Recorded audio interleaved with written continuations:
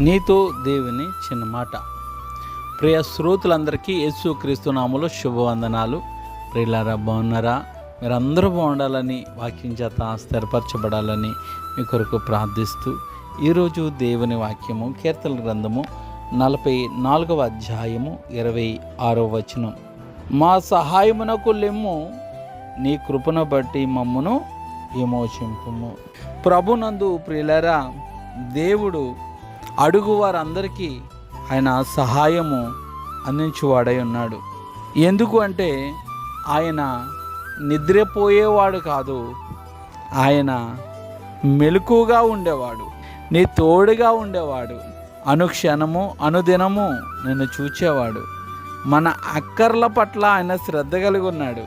మరెందుకు ఆయన మన విషయంలో ఏదో ఒకటి చేయడు? మనకు ఎల్లప్పుడూ శ్రేష్టమైన దాన్ని చేయడానికి, ఆయన తన చిత్తాన్ని తన కాలంలో జరిగించడానికి, తనకు మహిమ తెచ్చుకోవడానికి వేచి ఉంటాడు.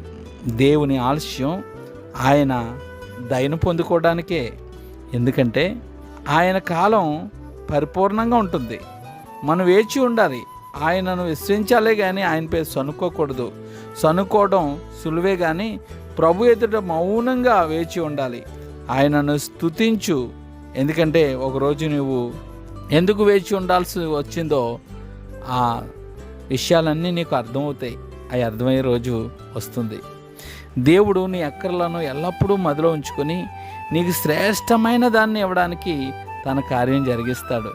సిద్ధపాటు కొరకు ఆయన ఆలస్యం చేస్తాడు. నీ సిద్ధపాటు, నీ దిద్దుబాటు దేవునికి ఎంతో అవసరమై ఉన్నది.